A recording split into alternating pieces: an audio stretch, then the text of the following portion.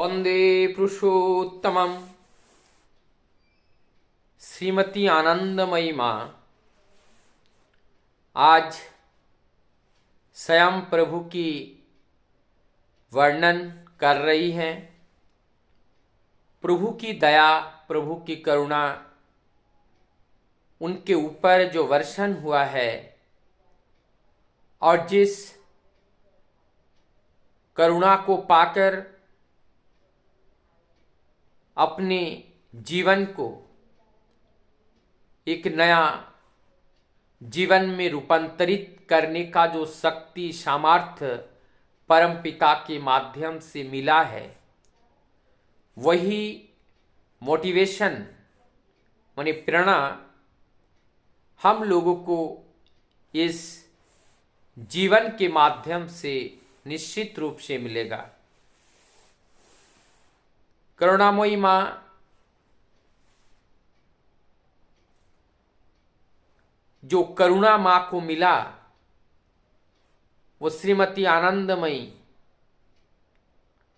अब आनंदमयी माँ का ठाकुर दर्शन कैसे होता है? आनंदमयी के माता पिता एवं ग्रैंडफादर सब लोग दीक्षित थे और ठाकुर परिवार में आना जाना था। ये समय था 1944, जब परमदयाल छिछि ठाकुर कोलकाता में घुसड़िया जो एक जगह का नाम है, वहाँ पर असीम कुमार दत्त नाम के एक गुरु भ्राता के घर ठाकुर जी आए हुए थे। इस बात का समाचार पाकर श्रीमती आनंदमयी देवी जो जमशेदपुर के रहने वाली थी, वो अपने भाई बहन और दादा के साथ ठाकुर दर्शन के लिए घुसड़िया आती हैं और वहाँ आकर ठाकुर जी को वहाँ पे एक चौकी पर बैठे हुए उनका सफ़ेद सुंदर आकर्षणीय जो बैठने का जगह एवं ठाकुर जी का परिधान, ठाकुर जी की जो वार्तालाप और ठाकुर जी से जो बात हुई, उनका आँखों का और उनकी वाणी की जो मधुरता, ये सारे चीज़ को पाकर आनंदमयी माँ बहुत ही आनंद में भर गई। और ठाकुर जी के साथ और एक बार जब मुलाकात हुआ, उससे पहले 1945 परमदयाल छिछि ठाकुर जी का कोलकाता में जन्म महोत्सव का आयोजन किया गया। अब इस कोलकाता के इस जन्म महोत्सव में हमारे कृष्ण प्रसन्न भट्टाचार्य एवं ठाकुर परिवार के अनेक भक्त वहाँ पर पधारते हैं और वहाँ ठाकुर जी का वो सत्संग चालू होता है। वहाँ पर कृष्ण प्रसन्न भट्टाचार्य अपने वक्तव्य को रखते हैं और साथ में ये जो आनंदमयी माँ है, माँ को भी इस उत्सव में कुछ बोलने के लिए बताया जाता है। माँ कहती हैं, मुझे कुछ नहीं आता, मैं कुछ बोल नहीं पाती हूँ, लेकिन उस दिन ठाकुर जी के आशीर्वाद से मैं नारायण नीति के कुछ वाणियाँ को लेकर माँओं के लिए जो वाणियाँ हैं, उस वाणी के माध्यम से कैसे हमारा संसार का जीवन, पारिवारिक जीवन, सामाजिक जीवन को सुंदर बनाने के लिए नारियों की क्या भूमिका है, इसे केंद्र करते हुए नारी नीति ठाकुर जी के मुखनिसृत वाणी ग्रंथ में से मैंने वर्णन किया। लोगों ने हमें बताएं कि वो बहुत ही अच्छा हुआ। तब और उस समय मन में ये ठाना कि अब ठाकुर परिवार के, ठाकुर बाड़ी के जो हिमायतपुर से जो दादा लोग माँ लोग आए थे, उन लोगों का आचार आचरण, व्यवहार, ममता, ये सब पाकर बहुत ही हृदय द्रवित हुई और ठाकुर दर्शन के लिए मन उतावला हुआ। और तब ये आनंदमयी माँ ठाकुर दर्शन के लिए हिमायतपुर जाती हैं। हिमायतपुर में वहाँ जाकर पहला ये जो दूसरी बार ठाकुर जी से दर्शन हो रहा है। ठाकुर जी का जो लीला माधुरी है, उनका रूप है, उनकी चाहने की, देखने की जो दृष्टिभंगी है, वो अनोखा है, वो अपरूप है। ठाकुर जी के जो पैर का जो तला है, वो एकदम रक्तिम आभा की तरह दिखाई पड़ रहा है। नग्न बदन में उनका चेहरा और एक दैवीय अनुभूति हो रही है वहाँ पे, एक ईश्वरीय अनुभूति वहाँ पे हो रहा है। वातावरण यानी सुंदर मधुमय हो गया। इस तरह से वहाँ जाकर के आश्रम के अनेक परिस्थितियों के बारे में देखी। 5 साल में मैट्रिक पास करना एक अनोखा व्यवस्था वहाँ पे था।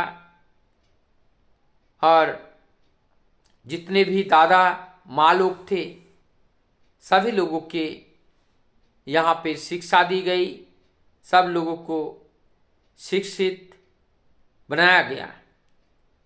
और तब ये सारी परिस्थितियों को देखकर हमारी आनंदमयी माँ के मन वहाँ पढ़ने के लिए बड़े इच्छुक हुए। तब ये सारी बातें अपने पिताजी को माँ ने बताई। तब पिताजी ने भी उनको आश्रम में रखने का विचार बनाया। सारी बातें चलती रही। इसके बाद की जो घटनाएं हैं, एक आध छोटे छोटे घटनाओं के बारे में बताने का प्रयास करूंगा जो इस माँ के जीवन में घटित हुआ। अब वहाँ पे ठाकुर जी के पास दोबारा पहुँचते हैं और पहुँचने के बाद ठाकुर जी को प्रणाम करते हैं।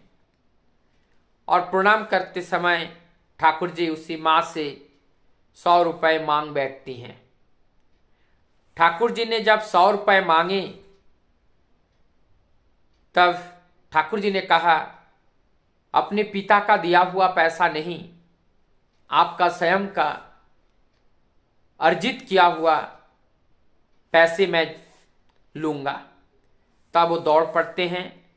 सुबह से शाम तक लोगों से ठाकुर जी की इस आशीर्वाद की बातें बताते हैं और उनको आशीर्वाद मिलता है। इसके बाद 1946 की घटना है। ठाकुर जी वहाँ से रवाना होते हैं देवघर के लिए और देवघर में आते हैं। और वहाँ पर भी ये आनंदमयी माँ और उनके माता पिता सभी लोग सपरिवार यहाँ देवघर चले आते हैं। अब बारी आती है कि आनंदमयी माँ बड़ी हो रही हैं, शादी के लिए सोचना पिताजी शादी के लिए सोचते हैं, तब ठाकुर जी से निवेदन करते हैं।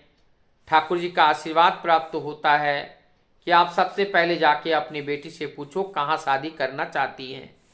तो जैसे ही पूछा, उन्होंने कहा कि यहीं देवघर में। तब वहाँ पे एक लड़का देखा गया, और उसके बाद जब लड़का देखा गया, स्वाभाविक लड़कियों में एक भाव आता है कि जहाँ मैं रह रहा हूँ यहाँ से मुझे अलग जगह जाना पड़ेगा। वो लड़का क्या होगा, कैसा होगा, उनका स्वभाव कैसी होगी, वहाँ पे मैं वहाँ रह पाऊँगी नहीं रह पाऊँगी, ऐसे बहुत सारे बातें सोच सोच कर रो रही हैं। तब जाकर के वो ठाकुर जी को प्रणाम करने के लिए दूसरे दिन गई। ठाकुर जी ने उनको देखकर बुलाने लगे, आओ हमारे पास। उनके पास जाते हैं, ठाकुर जी के पास जाते हैं। ठाकुर जी भी एक दूर एक कुर्सी लेकर बैठ जाते हैं और ठाकुर जी के पास प्रणाम करके उनके चरण तले बैठ जाती हैं और फुट फुट कर रोती हैं विवाह की उस बात को सोच करके। तब ठाकुर जी कहते हैं, क्यों तुम मीराबाई नहीं बन सकती हो? मीराबाई ने कितनी विषम परिस्थिति में भी वो कन्हा को लेकर के भगवान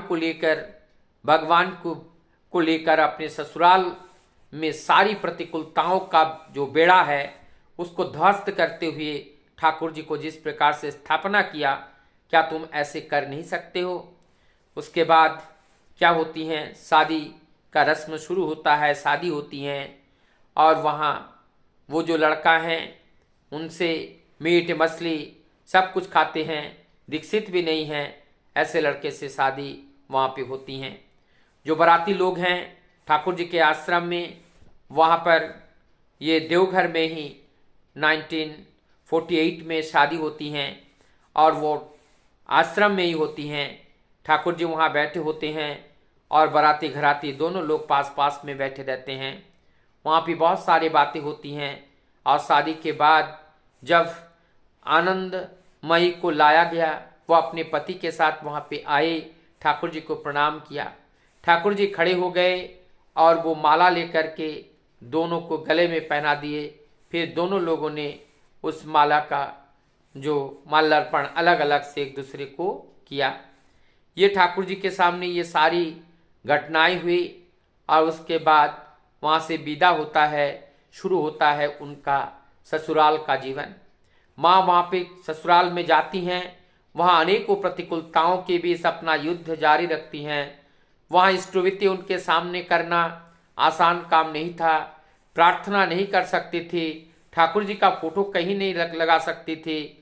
अंदर अंदर वो घुटन महसूस कर रही थी, रो रही थी और मन मन में ये प्रतिज्ञा कर रही थी कि मैं यहाँ पर जब तक ठाकुर जी की स्थापना नहीं कर पाऊंगी तब तक मैं ठाकुर जी के पास नहीं जाऊंगा, और जब तक हमारे पति हमें नहीं बताएंगे कि आप जाओ तब तक मैं ठाकुर बाड़ी नहीं जाऊंगा। तो ऐसे विषम परिस्थिति के अंदर चलता रहा। धीरे धीरे उनके 3 बच्चे भी हुए, बच्चा बड़ा होता गया। एक दिन उनके पिताजी ने उनके पति के पास चिट्ठी लिखा और चिट्ठी लिखने के बाद जब चिट्ठी लिखा उनको देवघर आ रहे हैं ये कहकर, तब उनके पति ने कहा कि पापा देवघर आ रहे हैं, क्या आप जाओगी? जब ऐसी बातें को कहा तो उनके पत्नी ने उत्तर दिया कि आप अगर कहते हो तो मैं जाऊंगी, नहीं तो नहीं जाऊंगी। तो कहते हैं जाओ। तो कहे मैं अकेला नहीं जाऊंगी, मैं बच्चों के साथ जाऊंगी। कहे ठीक है, बच्चों को लेकर के जाओ। मन में कुछ खुशी हुई कि आज उनके पत्नी कम से कम ठाकुर जी के पास जाने के लिए अनुमति तो दी। तब जाकर के वहाँ ठाकुर जी के पास रवाना होते हैं, आश्रम में जाते हैं, ठाकुर जी को प्रणाम करते हैं और प्रणाम करते ही ठाकुर जी कहते हैं देख देख देख कौन आ गया, और उनको इस तरह से संबोधन कर रहे हैं जैसे मानो कि को बहुत बड़े व्यक्तित्व के धनी मनुष्य उनके पास आए हुए हैं। और ये सारी चीज जो आनंदमयी माँ के दोनों आंखों से आंसू झरने लगे कि ठाकुर जी का इतना प्रेम, और इतने प्रेम के बावजूद भी मैं इतने सालों से ठाकुर जी को दर्शन करने के लिए आ नहीं पाया हूँ। और इसके बाद भी जो माता मनमोहिनी देवी जो जगत जननी श्री बड़ो माँ, उनकी भी दया, उनके भी आशीर्वाद उनको मिला, उनसे भी उनको प्यार मिला। और यहाँ तक कि ठाकुर जी की जो छोटी बेटी हैं वो भी दौड़ते हुए आते हैं और उनसे बहुत प्यार करते हैं, बहुत बातें करते हैं, मानो कि ये दोनों अपने फास्ट फ्रेंड है, एक सहेली है। तो ये जो सारी भावनाएं हैं, ये सारी जो एक दूसरे के जो प्रेम प्रीति और ममता है, और इस ममता से एक दूसरे से बंधे हुए थे। और तब ये जो आनंदमयी माँ हैं, ठाकुरबाड़ी से होने के बाद फिर वापस दोबारा लौटते हैं अपने परिवार में। और धीरे धीरे तब तक घर का स्थिति ऐसा हो चुका था कि आप ससुराल के हर व्यक्ति को जरूरत थी आनंदमयी आनंदमयी आनंदमयी मई की जरूरत थी। आनंदमयी राय उनकी जरूरत थी, उनके बिना कोई काम नहीं होता था। और कालांतर में जाकर ससुराल के सभी लोगों ने ठाकुर जी को अपने जीवन में ग्रहण किया, ठाकुर जी को लेकर के चलने लगे। अब जो उनके मन में, जो आनंदमयी के मन में जो भय था, वो भय टूट गया। ठाकुर जी को छिपा के रखना पड़ता था, वो छिपाना नहीं पड़ा। आप पूरा परिवार ठाकुरमय हो गए। ऐसा ही एक नारी के जीवन में जब ठाकुर जी को लेकर के वास्तव में सत्य रूप में जब ठाकुर जी को ले चलते हैं, विश्वास के साथ ले चलते हैं, तो वो मीराबाई की तरह, और मीराबाई की तरह वो प्रस्तुति करके ही दिखाती हैं। आज वही हुआ है आनंदमयी माँ के जीवन में। और एक ऐसा परिवार जहाँ पर जिनका जीवन क्या हो जाता कोई पता नहीं, लेकिन एक नारी की चलन से, नारी की चरित्र के माध्यम से दोनों परिवार में खुशहाली भर जाती हैं। जब एक बेटी का जीवन सुंदर होता है, जब एक बेटी सशक्त होती है, तो दोनों परिवार को वो सशक्त और मजबूत कर देते हैं। और इस तरह से राष्ट्र का निर्माण होता है। तो राष्ट्र निर्माण में जो नारी की भूमिकाएं हैं, इसी माँ के माध्यम से हम लोग समझ सकते हैं ये कितना महत्वपूर्ण है।